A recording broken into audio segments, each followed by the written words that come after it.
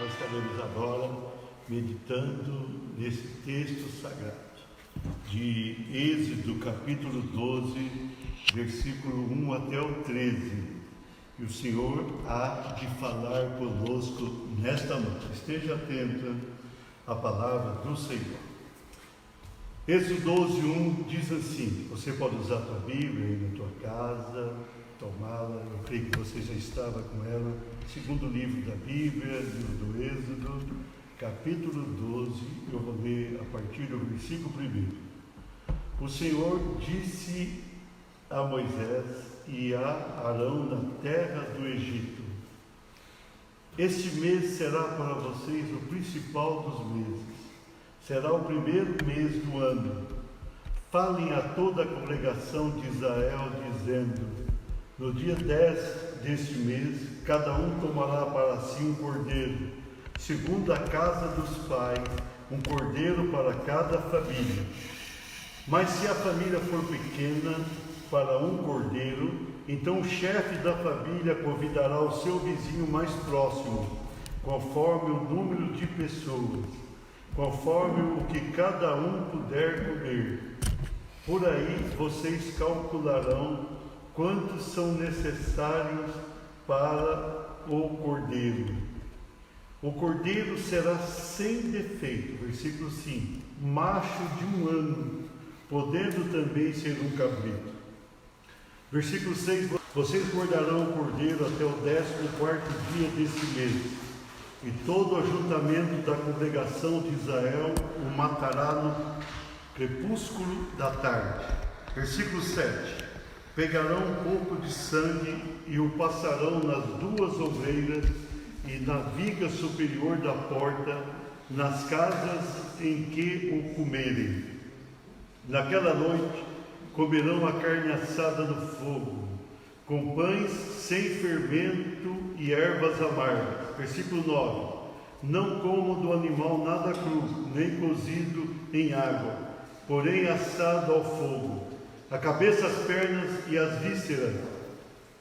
Versículo 10, não deixe nada do cordeiro até pela manhã, o que porém ficar até pela manhã queime.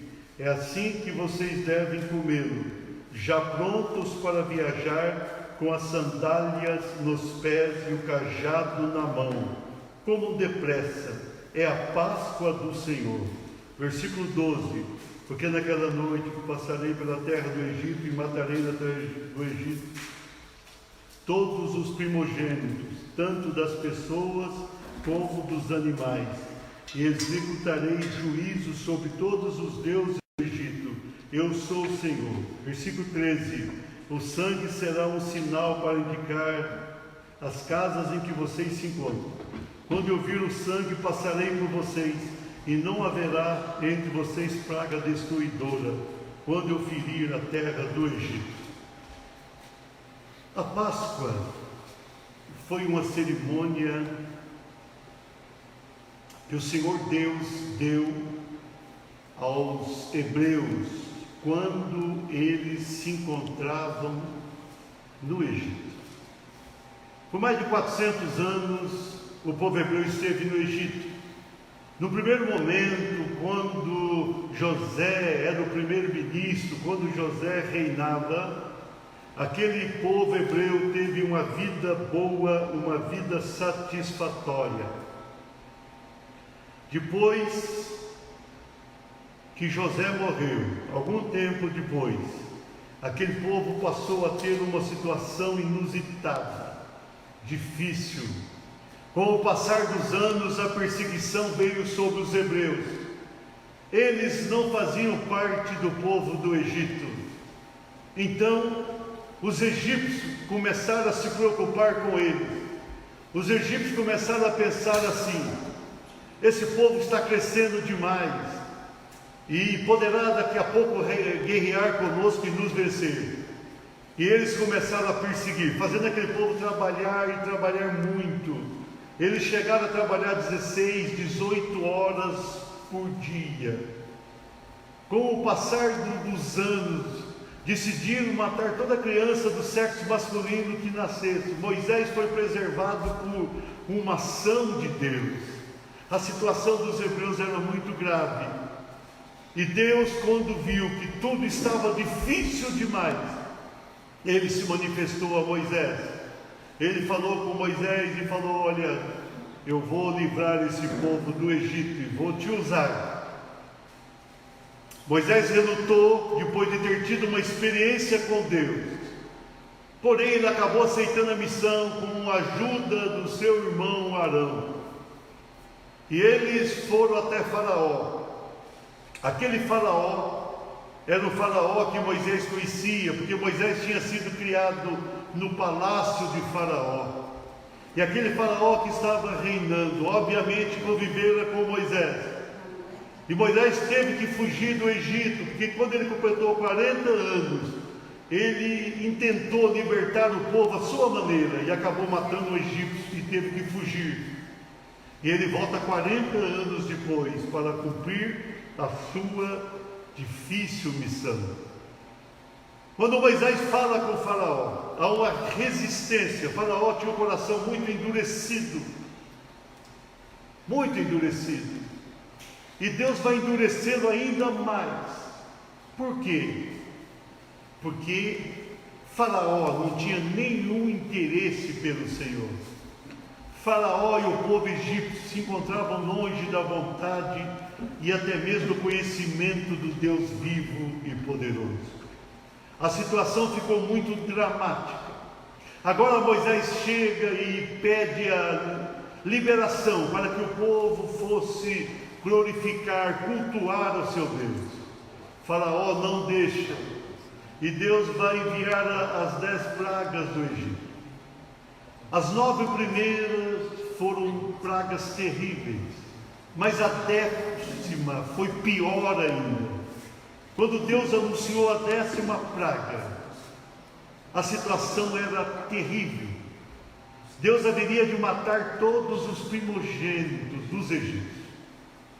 Deus haveria de eliminar aqueles que seriam herdeiros das famílias, inclusive do trono do Egito. A situação era gravíssima. Deus haveria de enviar uma praga muito forte. E agora ele chama os líderes de Israel e diz assim: vocês vão se reunir.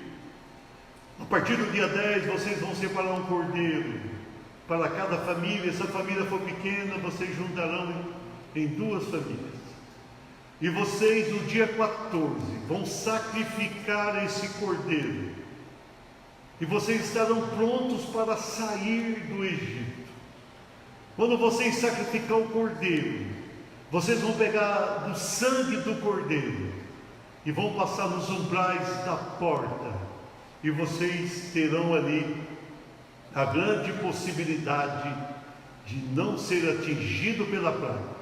Caso obedecesse integralmente o que Deus falava, o mal não estaria naquela casa. E o Senhor falou mais: vocês vão comer a carne desse cordeiro com ervas amargas, e depois os egípcios permitirão, e vocês sairão desse país, e vocês vão me servir longe desse lugar. Aqui foi instituída a Páscoa do Senhor. Essa Páscoa do Senhor não existe mais. A gente no dia de hoje, a gente que está no mundo ocidental e se fala da Páscoa, todos nós nos voltamos para esse dia e mencionamos a Páscoa. Mas a última Páscoa aconteceu quando Jesus estava prestes a ser traído e crucificado. Naquele dia da última Páscoa preparada, foi instituída a ceia, a Santa Ceia do Senhor, a qual nos fazemos uso mensalmente. Quando tomamos a ceia do Senhor, nós estamos celebrando a morte e a ressurreição do Senhor. Então hoje nós temos a Santa Ceia. Os hebreus tinham a Páscoa, e essa Páscoa apontava para Cristo Jesus. Eu quero, com base nesse texto, ministrar sobre esse tema. E você que está aí na tua casa, repita após mim, diga assim: Páscoa. o livramento da grande praga. Veja bem, a Páscoa foi instituída para livrar os primogênitos dos hebreus. E depois teria que ser comemorada uma vez por ano. E isso aconteceu até que Jesus foi crucificado. Ele participa da última Páscoa, institui a Santa Ceia, como eu disse há pouco. E tudo começa a mudar para o mundo. Uma nova etapa para o mundo, um novo tempo. A salvação realizada pelo Senhor. Então a Páscoa apontava para o Cristo que veio e nos redimiu com o seu sangue. Então nós vamos ministrar essa palavra ao teu coração. Participa ativamente desta ministração. Páscoa, o livramento da grande praga. Em primeiro lugar, repita após mim: com a perfeição do Cordeiro. Com a perfeição do Cordeiro. Versículo 5, a parte inicial diz assim: o Cordeiro será sem defeito. Aquele Cordeiro separado não podia ter nenhum defeito, não podia ter nenhuma marca negativa, nenhuma mancha, problema algum. O Cordeiro tinha que ser totalmente perfeito. O Cordeiro tinha que ser saudável. Não poderia ser qualquer cordeiro. Teria que ser um cordeiro apreciável naquele instante. Então a ordem ali é que separasse um cordeiro sem defeito. E podemos traduzir isso como um cordeiro perfeito. E esse cordeiro haveria de apontar para o nosso Salvador. Quando Jesus veio ao mundo, João Batista, o seu precursor, anunciou ao mundo, quando se encontrou com Jesus: eis o Cordeiro de Deus que tira o pecado do mundo. Jesus é o Cordeiro de Deus, e Ele veio para tirar o pecado das nossas vidas. Ele veio para nos purificar e salvar. E Jesus veio para ser um Cordeiro perfeito. Ele foi a única pessoa que viveu nesse mundo sem nenhum pecado. Ele viveu nesse mundo sem nenhuma mancha, sem nenhuma mácula.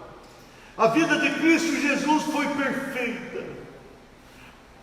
O seu pai era Deus, ele nasceu do ventre de Maria. Porém, ele viveu aqui como humano. Ele era 100% Deus, mas ele também era 100% humano. E como humano, ele viveu aqui uma vida perfeita. Os 33 anos de vida que ele passou aqui, ele viveu com toda a perfeição. Então, ele era o Cordeiro de Deus que estava no mundo. E ele era o Cordeiro de Deus perfeito para nos salvar. Nós temos um Salvador perfeito. Nós temos um Salvador maravilhoso. O primeiro homem criado, o primeiro Adão, ele cedeu ao pecado juntamente com Eva. E ele acabou expulso do paraíso e foi condenado à morte. O segundo Adão, o segundo homem que veio, ele não tinha o pecado do primeiro Adão. E ele viveu aqui sem nenhum pecado. Diferentemente de Adão, ele venceu o pecado, ele venceu todas as tentações malignas e ele venceu a morte ao ressuscitar. Ele veio como um Cordeiro perfeito. Eu quero dizer para você nesta noite que você tem um Salvador perfeito. Você tem um Salvador maravilhoso. Nele não há imperfeição alguma. Nele não há erro algum. Ele é totalmente perfeito e santo. Santo, santo, santo. E por isso que Ele pode nos purificar e nos abençoar em razão da sua perfeição. Ele vai te ajudar, você que está atento, você que está passando por um momento difícil, uma grande praga tem vindo a este mundo. Você tem o Cordeiro de Deus que é perfeito, e Ele está pronto para te proteger, te redimir e te abençoar. Glória ao nome do Senhor. Páscoa, o livramento da grande praga. Segundo lugar, repita após mim na sua casa, com o sacrifício do Cordeiro. Com o sacrifício do Cordeiro. Veja bem, o versículo 6 nos fala: vocês guardarão o Cordeiro até o 14º dia deste mês, e todo o ajuntamento da congregação de Israel o matará no crepúsculo da tarde. Eles deveriam guardar o Cordeiro do 10º até o 14º dia, depois de preparar. Mas ele haveria de imolar aquele Cordeiro naquele 14º dia do mês. E ele ali seria um sacrifício, aquele Cordeiro perfeito. Ele foi ali sacrificado em cada casa. Ele foi imolado nas casas. Ele sofreu a dor daquele sacrifício. Ele teve grande sofrimento e morreu. Cada cordeiro haveria de morrer como aconteceu. O sofrimento era grande. Para o cordeiro é óbvio. Esse sofrimento aponta para o nosso Salvador. Ele viveu nesse mundo numa situação difícil demais. A vida de Jesus aqui nunca foi fácil. Quando ele nasceu, Herodes queria matá-lo. Quando ele cresceu, ele foi incompreendido e rejeitado até mesmo pelas autoridades religiosas. As autoridades civis queriam eliminá-lo, mas as religiosas também queriam fazer. E agora, no final da sua vida, ele se entrega voluntariamente. Na verdade, ele veio voluntariamente ao mundo para ser o Cordeiro perfeito de Deus para nos redimir. E ele é sacrificado. O seu sacrifício foi muito forte. Ele ficou 6 horas na cruz do Calvário. Depois de um julgamento injusto, de uma condenação injusta, ele vai sofrer o maior sofrimento que um ser humano jamais passou. O seu sofrimento foi muito grande. Ele vai ficar naquela cruz, com os pés e as mãos pregados. Imagina você ficar um tempo com alguma coisa furando a tua mão ou teu pé, é terrível. Agora imagina ficar 6 horas, 360 minutos, 6 horas naquela cruz. Ele foi crucificado à 3ª hora do dia, 9 da manhã hoje, e ele morreu na hora 9, 3 horas da tarde. 6 horas ele sofreu o nosso sofrimento. Foi um sacrifício muito grande, enorme sacrifício. Somente um Salvador tão amoroso poderia se submeter a uma situação como essa. O pecado tinha dominado a humanidade. O apóstolo Paulo diz, Romanos 3:23, que todos pecaram e destituídos estão da glória de Deus. Todas as pessoas que nasceram no mundo, excetuando o nosso Salvador Jesus, todos pecaram, sem nenhuma exceção, incluindo os patriarcas, profetas, apóstolos, todos pecaram. E Jesus estava na cruz, suportando o pecado de todos nós. No último instante da sua crucificação, ele fala aquelas palavras: Eloi, Eloi, lama sabachthani, Deus meu, por que me desamparaste? Porque o próprio Pai teve que desampará-lo. Ele teve que suportar os nossos pecados sobre ele. O pecado de toda a humanidade, de quem tinha vivido até ali e de quem haveria de viver depois. Ele suportou sobre ele. E na hora 9, ele rende o Espírito a Deus, ele entrega a sua vida. Era o sacrifício do Cordeiro perfeito. O sacrifício de alguém absolutamente justo, puro, santo. Jesus se sacrificou por nós. Por isso que nesta crise tão grande podemos ter esperança. Se nós temos um Deus que se sacrificou por nós de uma maneira tão forte como Jesus se submeteu, Ele virá em nosso socorro, Ele irá nos ajudar e nos abençoar. Nós precisamos acreditar nisso e tomar posse da nossa bênção, da nossa vitória. Ele é o Cordeiro de Deus que nos abençoa em razão do seu sacrifício. Terceiro lugar, passa o livramento da grande praga. Eu quero que você repita após mim na sua casa: com o sangue do Cordeiro. Com o sangue do Cordeiro. No versículo 7, a palavra nos diz: pegarão um pouco do sangue daquele cordeiro morto naquela casa, e o passarão nas duas ombreiras e na viga superior da porta, nas casas em que o comer. Veja bem, a grande praga estava chegando, chegaria naquela noite. Aquela grande praga entraria em cada casa e os primogênitos não iriam sobreviver. Mas na casa dos hebreus, o Senhor mandou que o sangue daquele cordeiro sacrificado fosse aspergido ali nas ombreiras e na viga superior da casa, da porta. E o Senhor haveria de passar por cima. Páscoa significa passar por cima. Essa palavra que vem da língua hebraica significa passar por cima. Então, quando o anjo da morte passasse e visse o sangue do cordeiro nos umbrais daquela casa, da porta daquela casa, o cordeiro passaria por cima. A praga, ou melhor dizendo, passaria por cima, e o sangue do cordeiro iria livrar aquela família, especialmente logicamente falando, o primogênito da casa.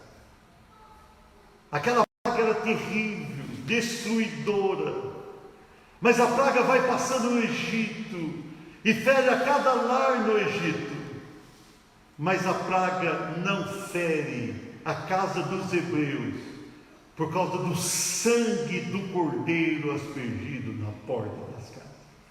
Aquele sangue livra da morte os primogênitos da família dos hebreus. Queridos, nós sabemos muito bem o que Jesus fez por nós.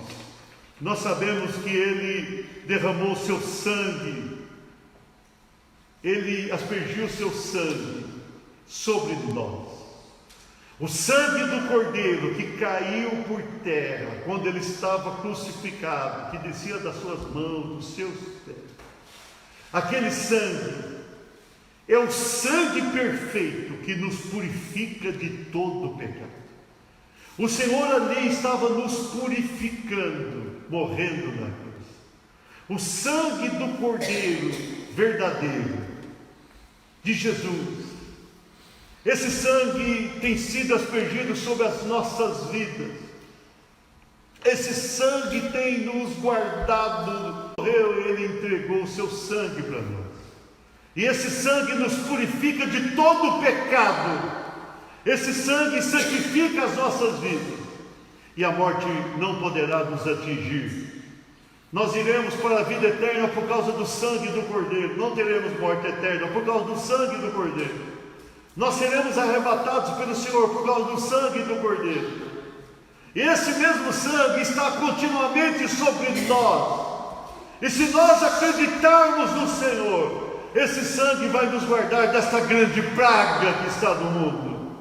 Esta praga é terrível, mas esta praga não vai dominar a tua vida. Se você crer no Senhor, Ele aspergiu o seu sangue sobre a tua vida. E Ele está garantindo a proteção de você. Aquela praga passou por cima da casa dos hebreus. Essa praga passa por cima das nossas casas. Acredite nisso. O sangue do Cordeiro nos protege. O sangue do Cordeiro nos abençoa. Acredita nessa grande bênção sobre a tua vida.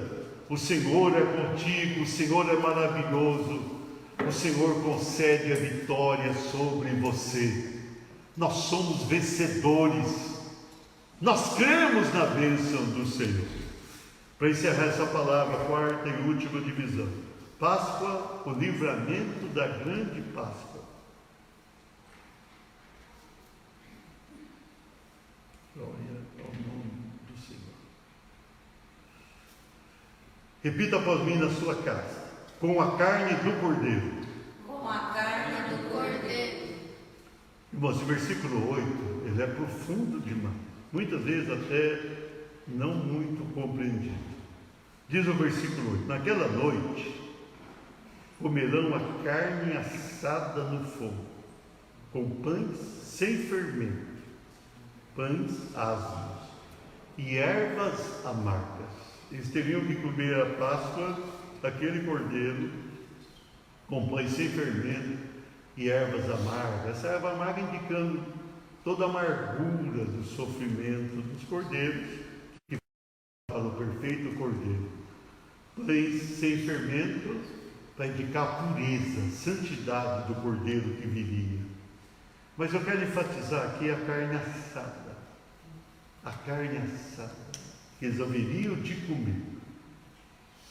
Jesus disse que nós teríamos que comer a sua carne e beber o seu sangue. Ali em João 5 nós temos essa palavra de uma profundidade muito grande. Começa no capítulo 5, o Senhor falar, e ele vai terminar essa palavra no capítulo 6. No capítulo 6 ele vai ser enfático. Quem não comer a minha carne e beber meu sangue, não tem parte comigo. Quando a gente se converte, o sangue de Jesus vem sobre nós e nos purifica. Essa é a grande conversão que acontece. Mas comer a carne é algo tremendo. Eles tinham que comer a carne do cordeiro. O cordeiro sofreu. Eu quero dizer para você que Jesus sofreu demais. Ele sofreu na carne. O seu sofrimento não foi um sofrimento espiritual. Foi um sofrimento na sua própria carne. Ele sentiu a sua carne ser rasgada. Ele passou pelo fogo, comeu uma carne assada. Ele passou pelo fogo. Ele deu a sua carne por nós. Por isso, quando participamos da Santa Ceia, nós temos ali o pão, simboliza o corpo. E a gente parte o pão, a carne. O corpo do Senhor foi partido naquele momento. E o seu sangue foi derramado sobre nós. Quando eu falo em comer a carne do Senhor, é óbvio que a gente está assumindo Cristo em nossas vidas totalmente. A gente se envolve totalmente com o Senhor, inclusive com o sofrimento. Comer a carne é aceitar Cristo de uma maneira integral em nosso viver. Ele sofreu na carne aquilo que poderia nos redimir. As pessoas estavam dentro da casa, e comeria aquela carne para se livrar. Carne sacrificada, partida, eles haveriam de comer. Era algo realmente complexo, demais. Jesus deu a sua carne e derramou o seu sangue por nós. E Ele fez isso para uma grande redenção. Por isso que nós podemos ter toda a confiança no Senhor. Nós podemos descansar no Senhor. Ele se sacrificou por nós, sofrendo terrivelmente na sua própria carne, para nos salvar e redimir. E agora nós temos a purificação de nossos pecados, e nós temos o livramento do mal. Esta praga não vai te atingir, porque o Cordeiro de Deus é perfeito, e Ele está te protegendo e te abençoando. Acredite na tua vitória, acredite na tua bênção gloriosa. Eu quero concluir essa palavra com o versículo 13, que diz assim: o sangue será um sinal para indicar as casas em que vocês se encontram. Quando eu vir o sangue, passarei por vocês, e não haverá entre vocês praga destruidora, quando eu ferir a terra do Egito. Eles teriam que ficar dentro da casa, comer o cordeiro dentro da casa, com pães asmos e ervas amargas. O sangue do cordeiro teria que estar nos umbrais da porta da casa. Mas eles estavam confinados dentro da casa, não podiam sair da casa, eles tinham que ficar lá. Se alguém saísse da casa, estava desprotegido. E a praga passaria por cima. Isto é Páscoa, passar por cima daquela casa. Eu quero concluir fazendo uma aplicação. A gente está preso dentro das nossas casas, isso parece muito difícil. Mas há um momento de ficar dentro da casa, como aconteceu com os hebreus. Essa praga está lá fora. Não permita que essa praga pegue você. Se você sair de uma maneira descuidada, a praga vai te pegar. O Senhor, Ele tem compromisso com a gente quando a gente se cuida. A gente precisa se cuidar. Essa é uma realidade. Eu também estou preocupado com a situação econômica do país. Eu até acho que isso tem que ser resolvido. De repente, uma liberação cuidadosa do comércio, com muita restrição. Eu acho que isso precisa acontecer para a gente resolver o problema econômico sem prejudicar a questão da saúde. Mas nós estamos passando um momento de isolamento. E essa praga está passando por cima da casa, por cima da tua casa. O sangue do Cordeiro está na tua casa. O sangue do Cordeiro está na tua vida, você pode, está sobre mim, está. Mas isso não permite a nós um abuso. Tome todo o cuidado. E depois de você tomar todo o cuidado, eu quero que você confie no sangue do Cordeiro. O sangue está na tua casa, literalmente falando, está sobre você. E esse sangue te protege, esse sangue te abençoa, esse sangue te dá vitória.